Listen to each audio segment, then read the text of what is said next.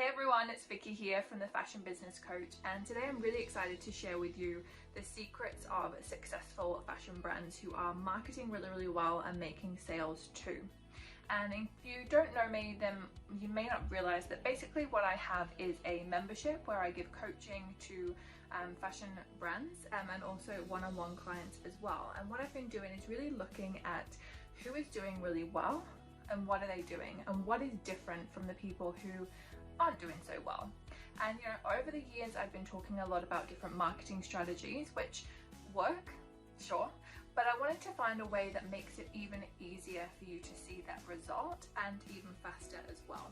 So I've been working kind of behind the scenes for a long time on putting together a new 4-step framework, which is really going to go deeper than today's video on how that all works. But I just wanted to share the one big thing that's the differentiator between who's doing well and who's not doing so well.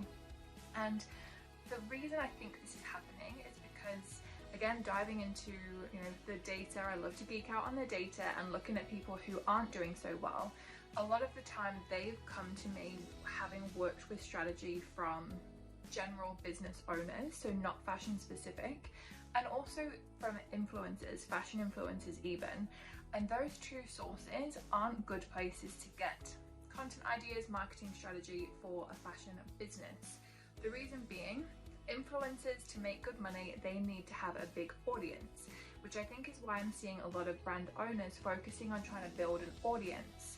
This isn't actually helpful if we're wanting to sell product, because if we have a massive audience, and this is something that I've seen some people have, they have even millions of followers, some of the accounts that I've been looking at, and they're not making the sales. And it's because they focused on getting a big audience, not on making sales, which works for influencers because that's how they make their money, through having a big audience and having partnership deals alongside that. But as a fashion brand, we need to sell product. So that doesn't really align with us. And then on the other side of things, if you're taking information from basically any marketer who's not in the fashion industry, that doesn't really work either, simply because usually marketing is based off of a particular need that someone has. Maybe someone's searching for something in particular. Whereas with fashion, it doesn't really work that way most of the time, because let's face it, we've all got a closet full of clothes, right? We don't need clothes in the sense that, my light bulb just went, I need to buy a light bulb or I'll be sat in the dark. That's a specific need for a product. We don't really have that in most cases with fashion products. So again, look into those marketing strategies that are working for those kinds of businesses or service-based businesses, coaches, things like that. It's not really going to translate well to the fashion industry. And when I've been chatting to people who aren't doing so well, a lot of the time this is why it's happened, because they have maybe even purchased a product or a course, but it's not specific to fashion, and therefore they've been struggling. So the biggest thing that I've noticed, or the biggest difference that I've noticed between the brands who are doing well and those that aren't, is engagement. So if you've not heard that term before, engagement basically fundamentally means do your audience care, and that is far more important than a big following. Because as we said earlier, even if you have millions of followers, if they don't care about you, your brand, what you're doing and your products, that's not going to lead to any sales, right? And you may have seen me post on Instagram just a few days ago with kind of just a bit of fun really, but this conversation of fashion brand asks me how to grow a big social media following, and I reply, how many followers do you have? They say about 300, and I say, well, how many have you sold? And they haven't sold any. And the reality is that that's a 0% conversion rate. No people have purchased. And the reality is, if you scale that up, even if you scale that up to millions, 0% of million is still 0, right? So we need to be fixing other things before we start working on building the following. So that's the biggest thing I can tell you, that we need to be making sure that the people who follow us actually care, and we want to be directing them to take action.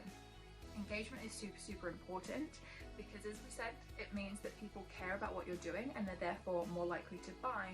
But also it really helps for the algorithm as well. That's one thing that really gives you your profile a boost, is if you have a lot of engagement.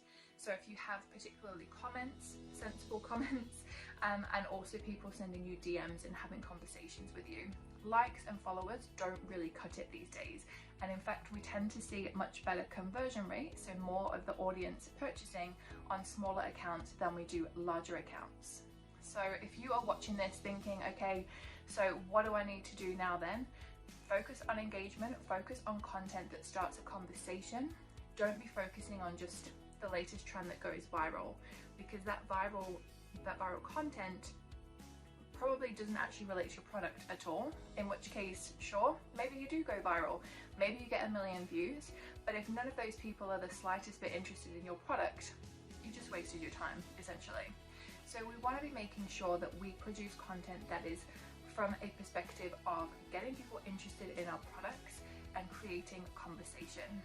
Now, I know this is a lot to take in a short video, so the good news is, and my announcement, is that I have a mini webinar. It's brand new, it's coming out next week. You don't even have to sign up with your email address. It's going to be super, super easy. Whatever platform you're watching this video on, that video is going to be available on that platform too, so Instagram, YouTube, Pinterest, wherever, all the usual places. So just tune in for that next week. We will have a replay, or it is pre-recorded, so you'll have a replay available anyway. And I know everyone's really busy. I know you really want to be enjoying the summer, so I've kept it really, really short, and I'm going to walk you through the 4-part ACEs framework. So I'll explain exactly what that means and how you can facilitate that with your brand. As well, just in the interest of transparency, for those of you wondering, I am also opening up the Fashion Business membership for enrollment. I've got a really juicy deal for those of you who want to try it, maybe who were on the fence last time. And yeah, I'm really excited to share that with you. So we'll do the ACEs framework. You can walk away with some strategy and some tips. And then for those of you who are wanting more support, personal support from me, swipe files, reels ideas, how to put them together, trending audio, all that good stuff, you can stay till the end to listen to the info on the membership as well. Thank you everyone for watching this today, and I'll see you next week. Bye.